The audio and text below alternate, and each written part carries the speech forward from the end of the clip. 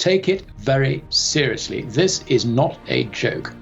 And of course, the effect as far as fiat currencies are concerned is the purchasing power of the fiat currencies is going to decline far more rapidly than we thought possible perhaps even a month ago. This is Kaiser Johnson with Liberty and Finance, and this is the Miles Franklin Weekly Special for July 10th through July 17th, 2023, while supplies last. This week we feature Buffalo Silver Rounds at $2.99 over spot, Asahi Silver Rounds at $3.05 over spot, and 2023 1-ounce silver maple coins at $4.25 over spot. First, silver Buffalo Rounds are minted in the style of the famous U.S. Buffalo nickel and are made by multiple private mints across the country, but are all 1 ounce of silver, 3/9 fine, and instantly recognizable, making them a great and inexpensive way to quickly stack silver with the flexibility of 1-ounce rounds. Next, the Asahi Refinery continues the legacy of famed private mint Johnson Matthey, which they purchased in 2015 and refined with the same attention to detail, cementing their status as an LBMA certified supplier. Their 1-ounce rounds are 3/9 fine and on sale for just $3.05 over spot. They are also IRA eligible. Next, silver maples were the first silver sovereign coins to be minted at 4/9 fine purity, and the 2023 silver maples remain one of the most in-demand coins today. They come 25 to a tube, 500 to a box, and are available at $4.25 over spot with a minimum order size of 2 tubes. They are also IRA eligible. And if you'd like to learn more about a precious metals IRA, call us and we'll be happy to help you in that process. To order our specials or any of the many other options we have available, call us at 1-888-81-LIBERTY. That's 1-888-815-4237. We're available after hours and on weekends, and we look forward to speaking with you. Welcome back to Liberty and Finance. We're always glad to have this distinguished returning guest. Alasdair MacLeod, a former bank director, is currently the head of research at goldmoney.com. He joins us this Wednesday, July 12, 2023. Alasdair, thanks for coming back on Liberty and Finance. That's my pleasure, DK.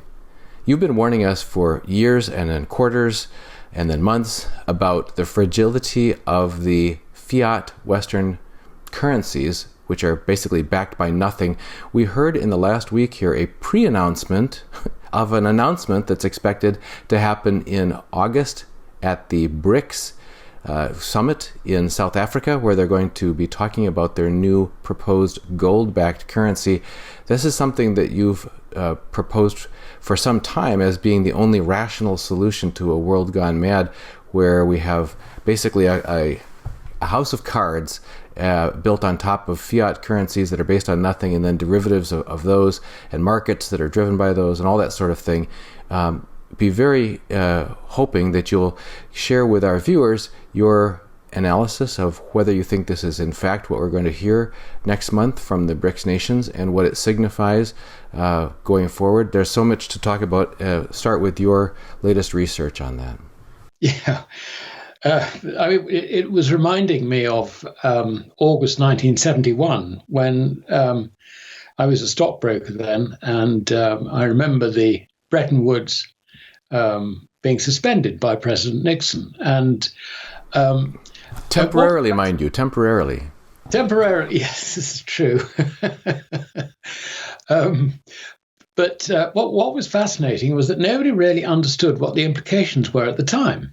And I was actually looking up at the price of gold to see what was happening at that time. And the morning after that announcement was made, it happened over a weekend, gold actually fell about $0.25 to $43. And it didn't go over $43 until October. No, I think probably it touched it in September. But I mean, you had a good 2 months after the August the 15th announcement that it was being suspended. And what was fascinating was that as this sort of gradually dawned on people, the gold price ran up to $198 by, I think, sort of something like September 1974. So, there was a sort of 4.5 times rise, if you like, on the back of this. Now, this is only similar in the sense that nobody has paid any attention to it. I don't think anybody actually realizes the implications of this. And the reaction I've seen, I mean, mainstream media hasn't even reported it. You know, I mean, I can't speak for the Wall Street Journal, but, you know, I mean, basically it's just gone over, you know, over everybody's heads. And in Europe, of course, we don't get Russian news channels. You know, they're censored. They're cut off. You can't access them. And not only that, but anything that comes out of Russia, nobody believes anyway. So you can see that, you know, so what? It's a nothing burger. Actually, it is extremely important, just as important as the ending of the Bretton Woods, or as you say, the suspension. I mean, we're looking at, you know, the birth and death of the pure fiat currency system has lasted 52 years, almost to the month. It will be almost to the month by the time the meeting in Johannesburg takes place. Now, this is very, very serious. Not to be dismissed. The planning of this has actually been in the works for some considerable time. And the planning started in earnest just after sanctions were imposed on Russia. There's a guy called Sergei Glaziev who was tasked by President Putin to advise the Eurasian Economic Union on setting up a trade currency to do away with dollars, euros, you know, as cross-border settlements. And he started off by making an announcement through a news agency in Bishkek, which is the capital of, I can't remember how I even pronounce it, one of the stans anyway, that, you know, this was going to be comprised of a basket of the local currencies, you know, the sort of the various stans and Belarus and I suppose also Russia and China, and also commodities were going to be in the basket. Now, this was obviously completely impractical, and I wrote an article pointing this out the week after this news story came from there. I said that the only practical way to do this was to link it to gold. In other words, put this new currency, this new trade currency on a gold standard.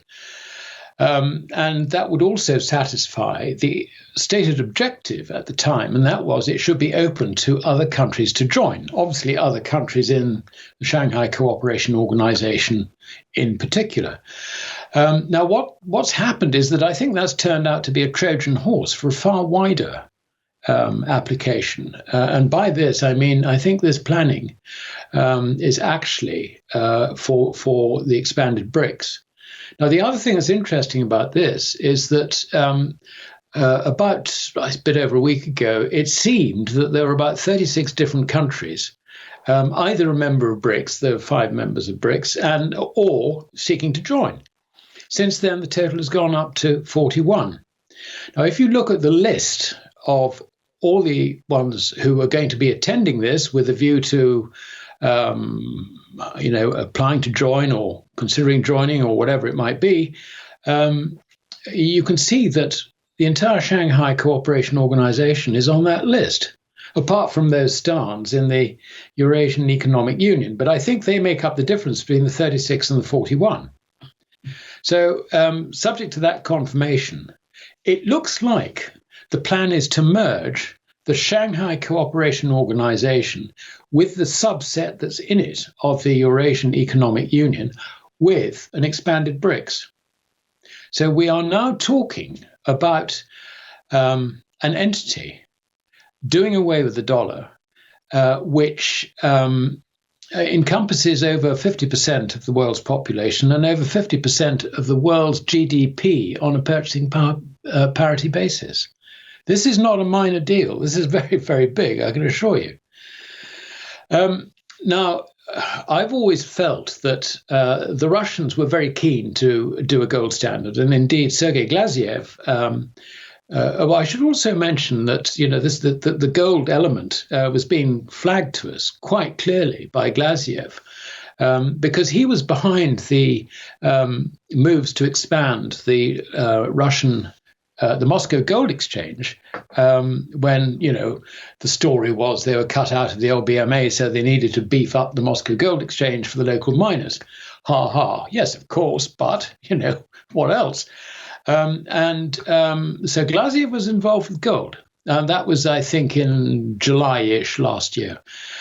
And then on the 27th of December, with his deputy from the Committee on the Eurasian Economic Union, looking at this currency thing, he wrote an article in a business magazine called Vedomosti, which is published in Moscow. Our censors have missed that one, so I was able to access it and translate it, Google Translate it, and I can tell you, I could have written that. He understands gold completely. What he was doing in that was he was lauding the merits of the ruble going on back onto a gold standard. He called it the golden ruble 3.0. So, this is waving a flag at us. We're going on gold. We're going on gold.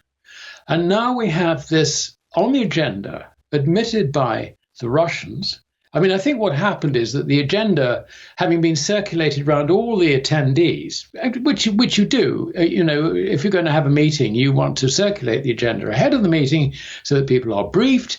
And if there is anything that, sort of arises before the meeting, then, that's your chance, mate. So it was widely circulated. And I think two things. I think, firstly, it leaked out because of the wideness of its circulation, which forced the Russians to say, yep, absolutely, this is on the agenda. The second thing, which was interesting, is that Janet Yellen suddenly flies off to Beijing. Now, I would put money on the Treasury, US Treasury, knowing that this was coming up, because they're not fools. They got good intelligence. I would guess that Janet Yellen decided that she must go and see how this might affect China and all those others, how it might affect capital inflows into America. Because if that ceases, the US government has got a huge problem funding its deficits. So this I think, virtually nothing was said about this. Though there was one journalist who actually asked a question at the press briefing afterwards. And she sort of mumbled her way through this, trying to sort of play it down. But I am convinced that that is the case, that the Americans now know this and they understand this danger. Now, we know why the Russians are keen to do this. What needs to be explained is why the Chinese are keen to do it. Now, until now, I've taken the view that China would be less keen to go onto a gold standard or to support a gold standard, if you like, because of the threat to her export markets. Now, this would really be as far as the yuan is concerned. But there is another aspect to this which I think has changed their minds. Firstly, they looked at the constant threat to their export markets. They've looked at the saber rattling over Taiwan. They saw what happened to sanctions against Russia and how it backfired on the West. So that is something that they won't be that scared of because of that experience. But I think the other thing is that their intelligence information, and we had this quite some time ago from a major general who was, the strategic advisor to the People's Liberation Army, delivered a speech, I'm going way back to 2015, where he described the Americans' procedure for, if you like, bankrupting nations that they didn't particularly like, or nations which they, for one reason or another, wanted to bankrupt. He particularly referred to the Latin American crisis back in the sort of 78 to 1980.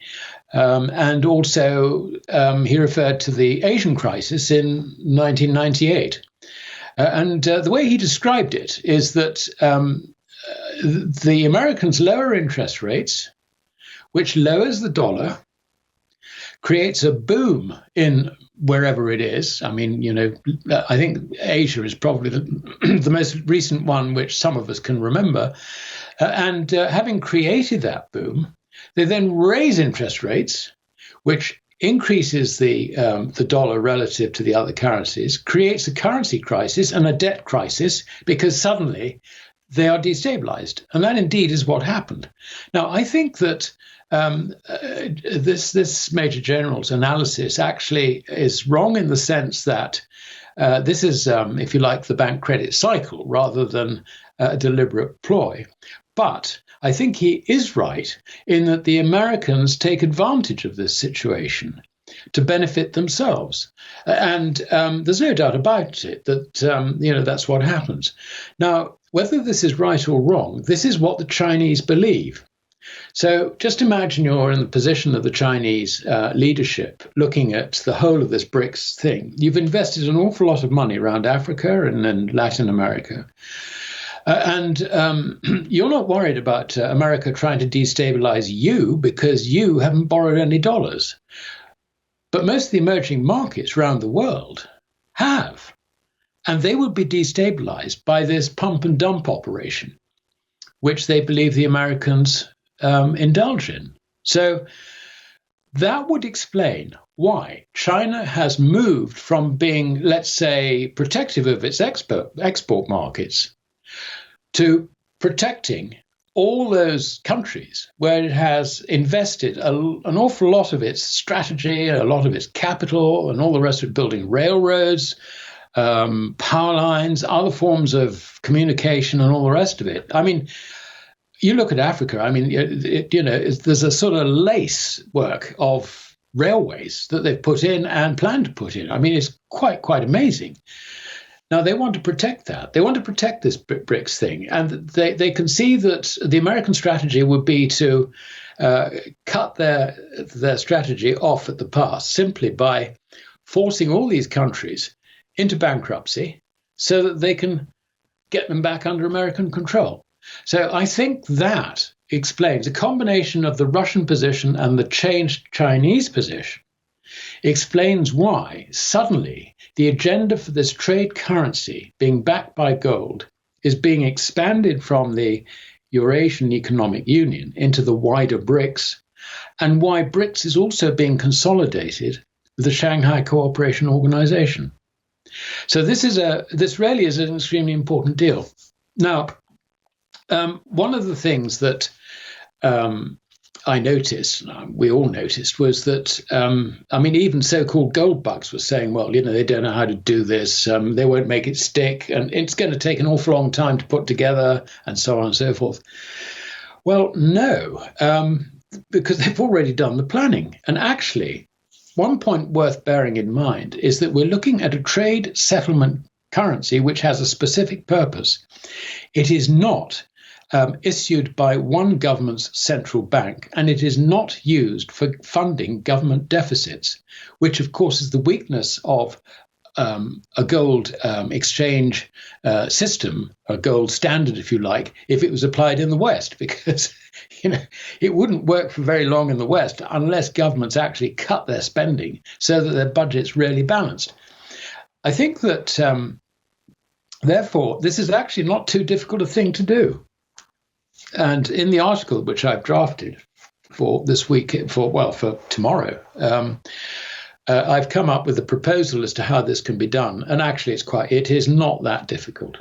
It really isn't. You have to understand the difference between a currency which is actually backed by gold and credit, which is based on that currency. Now, if that credit expands in a non-cyclical way, it can expand quite a bit without disturbing the purchasing power of the currency. In other words, it needs to expand in accordance with the genuine demand for the currency. But since this currency will be used exclusively for trade finance and cross-border transactions, not used for capital flows at all, you can see that actually the expansion of this is something that is really relatively easy to control, and the credit underneath it as well. And I suspect that properly designed, this will also be available to American banks who might want to finance trade with this currency, but they will be doing it on the basis of credit attached to the currency, not the currency itself. I would envisage the currency being something which is entirely between a new, if you like, a central bank set up precisely for this purpose, and the national central banks that are included in the scheme. The national central banks can then extend credit on the back of that currency, which is a different thing from allowing outside organizations, commercial banks, and so on and so forth, to have access to the currency. This way, existing gold reserves, or part of a central bank's existing gold reserves, can be deployed in return for this currency. It really is a very simple thing to do, and I would be fascinated to see whether Glaziev does it in anything like the way I've worked out. Anyway, that's roughly where we are. Take it very seriously. This is not a joke. And of course, the effect as far as fiat currencies are concerned is the purchasing power of the fiat currencies is going to decline far more rapidly than we thought possible perhaps even a month ago. Another, I don't know if you'd call it a dilemma, it is in my mind, and maybe you can help me unravel it, is, and maybe you're just describing two very divergent playbooks between the West, headlined by the U.S., versus the East, headlined by China, perhaps. And that is this, you mentioned China has been making significant infrastructure investments in Africa, around Asia, and other parts of the world, and building these alliances of by supporting and investing and building up sort of in a positive, I guess a constructive way, loyalty among those countries towards China, whereas you reported on U.S.'s playbook of bankrupting nations around the world and making them dependent on the U.S., and therefore they bring them into the fold or bring them into line because they're dependent upon the U.S. from a position of financial weakness rather than a position of infrastructure strength. That reminded me of a dilemma that I've been mulling around for the past week here of why, and my wife asked me this too, why a country such as China, so we've heard of India and China, encouraging, supporting, incentivizing their populace to personally own precious metals for some time. And it flies in the face of the rationale or the narrative we've heard in the U.S., which is that the government has for decades and decades built up increasing dependency. They want, in other words, they want the population to be increasingly dependent on big government for handouts and incentives and all kinds of things. I believe the statistic is there's more than 50% of the households in the U.S. are receiving some form of government sustenance, one form or another, and that's on the increase sharply. So, but the reason this seems as a dilemma to me is if owning precious metals puts solid asset in your pocket as an individual, making you a bit less vulnerable to things that are outside of your control, then it seems that strange for a country. China, we're told, is one that's always trying to control their people, control everything. How that makes sense to build up other countries, to build up the strength of their population, and so on. If we've been taught that the reason we're being impoverished, or other governments around the world are being impoverished by the U.S., is to establish that dependency and the ability to be pliable or complicit. Could you talk to us about your view of that East-West dichotomy on building countries and people up versus making them impoverished?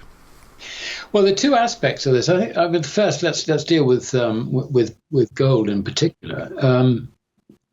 As far as China, India, and so on are concerned, the populace realizes that gold is true money, and the rupee or the yuan or the Iranian rial or whatever is a creature of government and not to be trusted, or certainly not to be trusted so much.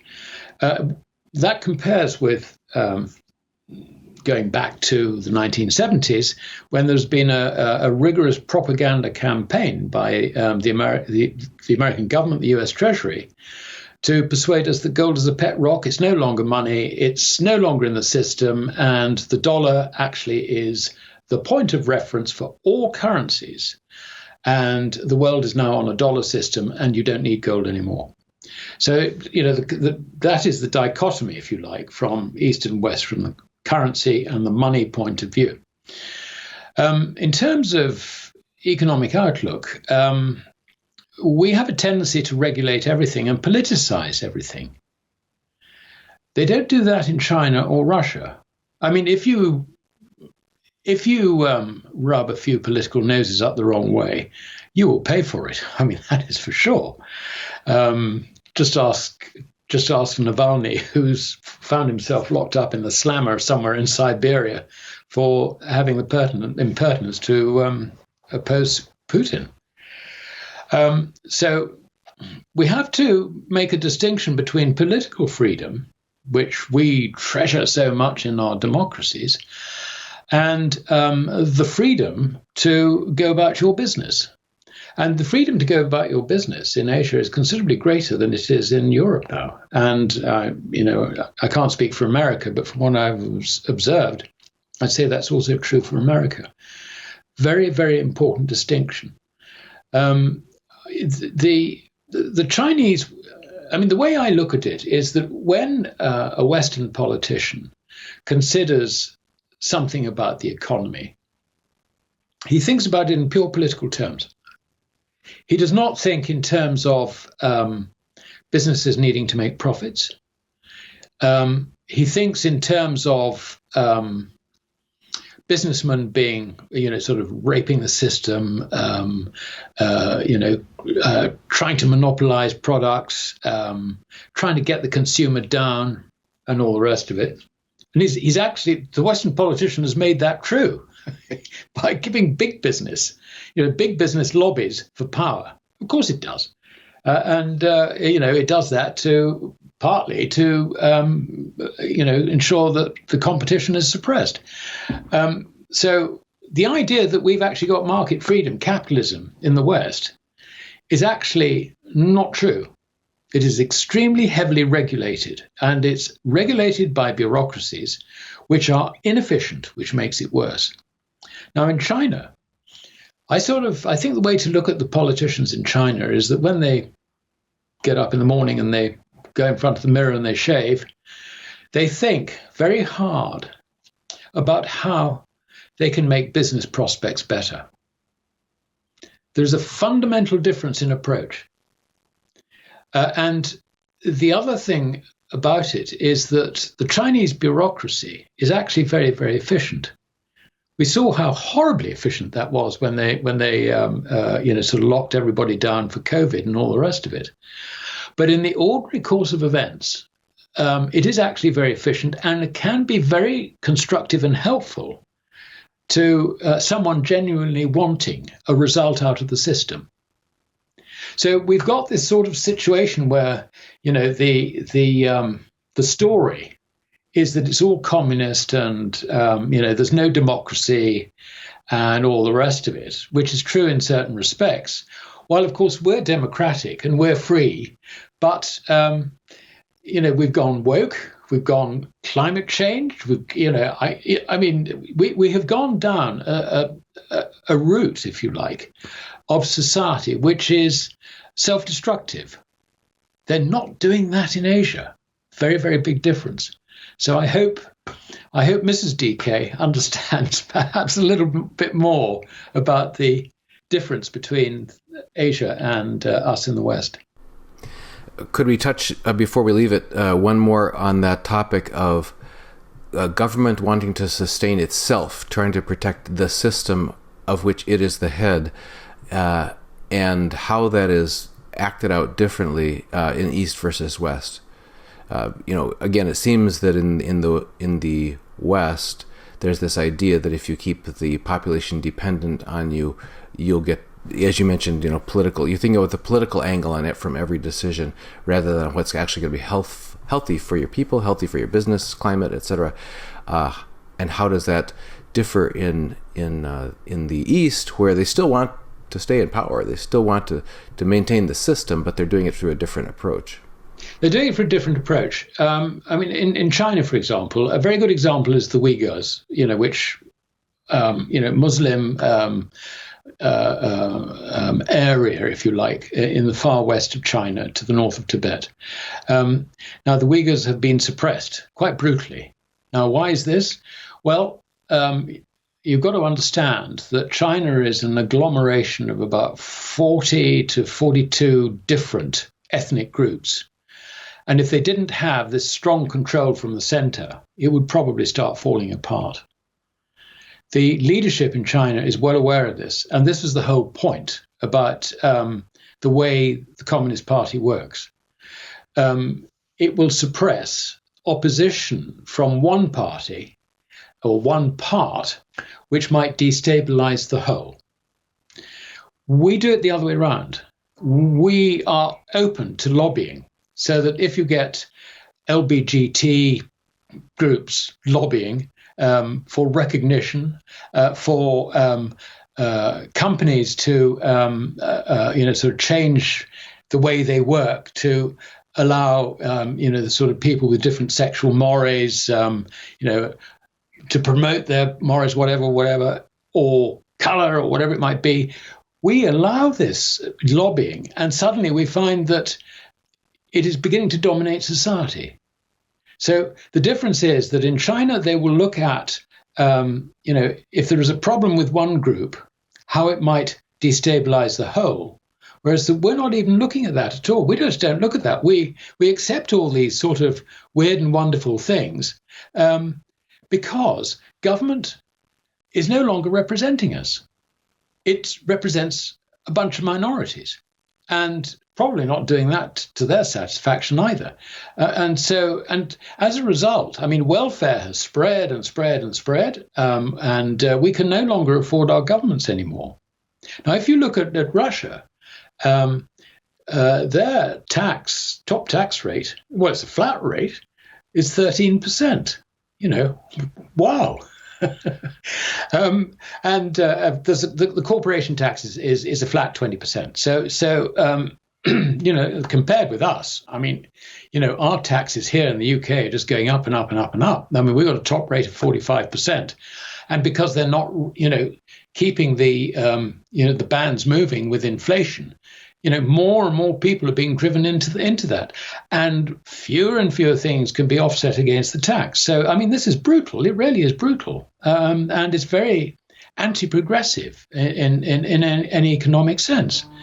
In China, they don't have all this extraordinary welfare costs. I don't know exactly what the taxes are in China, but the Chinese save. They really do save, and I don't think there's any taxes on their savings. So I guess they do pay income. There is, I think, a higher rate of income tax than in Russia, but it's a far more progressive system. It allows people to go out and make profits, make money, whereas it's a dirty word in the West.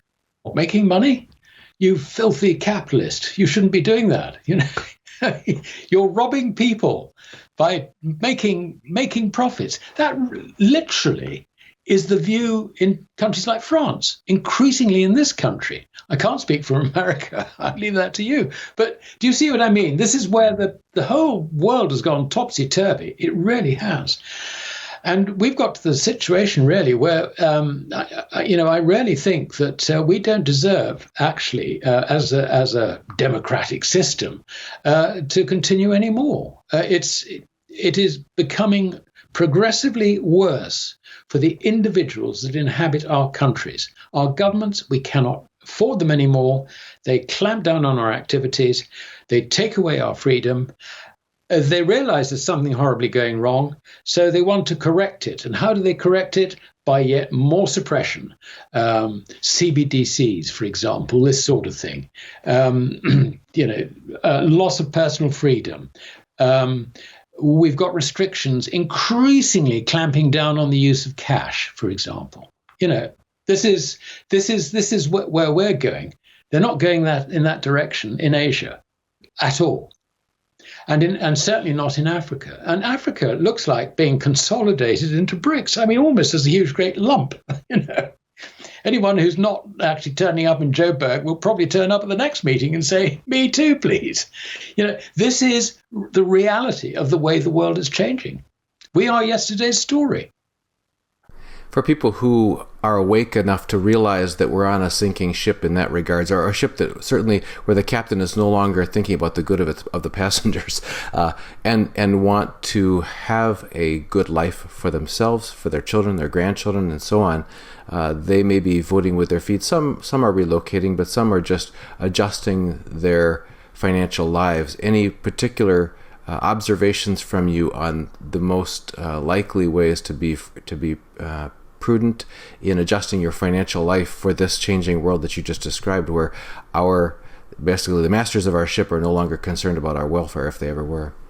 Yeah, well, young entrepreneurs, it's interesting. Young entrepreneurs in this country are, they've taken to this working from home thing, but suddenly home isn't here. Home isn't, on a beach in the Caribbean or in Sri Lanka, or in France or in Spain. I mean, the tax rate in Spain is considerably less than it is here for foreigners from outside the EU. This was to encourage foreigners to come in, with skills and so on and so forth. But if you really want to milk the system, then the answer is you become completely nomadic. If you're a computer programmer or something like that, you spend 6 months in one area and then move on to 6 months in another one. And generally, you won't get caught in any tax net whatsoever. So it's encouraging that sort of behavior, which I think is a great pity, because countries like Britain are losing an awful lot of their talent in that way. Are we losing it? I suppose we are in a sense. But you can see that, unless the talent is actually here rather than working off a beach in Sri Lanka, then the situation for the UK as a whole, for the UK economy, is not productive. It really is not. Elsewhere gets the benefits. That's one thing. I mean, the only other thing that we can do, I'm too old to do that sort of thing. I'd love the idea of going to the Caribbean, sitting on a beach and writing a book or something like that, because you can do it with internet now. It's great. But the reality is you got family, and you can't just sort of disappear off for 3 months and tell the wife goodbye. I'll see you at Christmas. So what do we do? The only thing we can do really is to try and get our assets out of the credit system as much as we possibly can. And I think this move for the BRICS countries for their new trade, gold-linked trade settlement currency, I think is just going to accelerate the demise of our credit, the loss of purchasing power of banknotes, bank credit in the form of deposits, and so on and so forth, which is really 99% of our monetary assets. And of course, everything else that's tied to it, because if you get a declining currency because suddenly, the foreigners don't like it because it's fiat and there are better alternatives elsewhere, then you're going to see interest rates rising. You're going to see bond yields rising, which means that bond prices fall. Other financial assets start falling and all the rest of it. And so you've got a double whammy. You've got the currency going down, you've got assets going down in value and all the rest of it. And suddenly you can find that it doesn't look at all clever to have everything exposed to credit. So I would say that, this is really why you should have real money. Hoard real money. I know hoard is a horrible word to most people. It's sort of antisocial, whatever. But do it. Hoard real money in order to get out of the credit system. Alasdair, we always appreciate your visits here. Our viewers look to you for your perspective, not only because of your banking background, but also because of your global perspective, home based within the UK.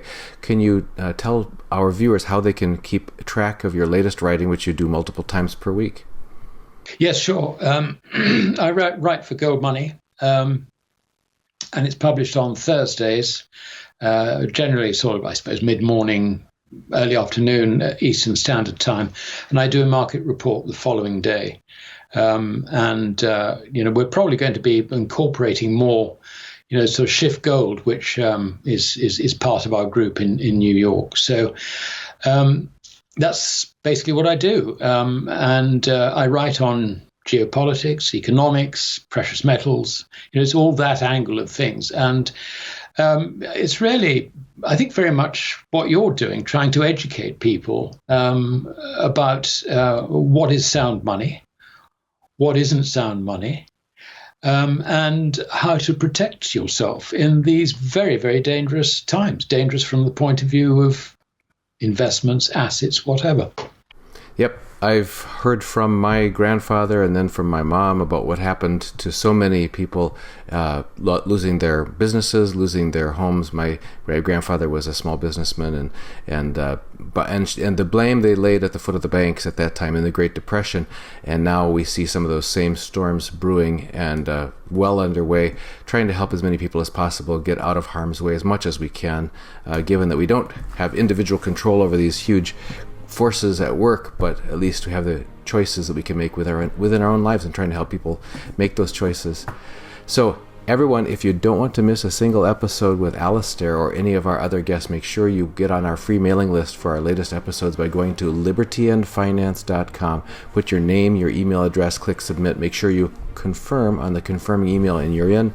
You'll get one email in your inbox once a day with our latest interviews and any weekly specials. Make sure you check out Alasdair's writing at goldmoney.com research, and always grateful for your presence here, Alasdair, on Liberty and Finance. That's very much my pleasure, DK. Thank you for having me. Miles Franklin Precious Metals is one of America's oldest and most trusted bullion dealers. Miles Franklin is A+ rated and accredited by the Better Business Bureau, licensed and bonded, and has 0 complaints ever registered. Here at Liberty and Finance, we are licensed brokers with Miles Franklin. To order, simply call us, discuss your needs, and we can let you know our live inventory, prices, and availability, and lock in your order over the phone. Once your order is locked, the price is held for you regardless of market fluctuations, and the metals are reserved for you awaiting your settled payment. Within 1 business day of ordering, you will receive an email invoice detailing the order and payment instructions. Miles Franklin accepts payments by bank wire, ACH or electronic check, money order, check mailed priority mail, and cryptocurrency. The fastest forms of payment are bank wire and cryptocurrency. Upon settled payment, metals will ship out within 3 to 5 business days. You will receive tracking information via email. Domestic shipping charges are $15 for any order under 500 ounces of silver or 10 ounces of gold. For orders larger than that, domestic shipping is free. The package will be boxed, fully insured, and labeled discreetly, with no indication of the contents inside. For your privacy, the name Miles Franklin will not even be on the package. To talk to myself, Kaiser, my brother Elijah, or my father Dunnigan, call 1-888-81-LIBERTY. That's 1-888-815-4237.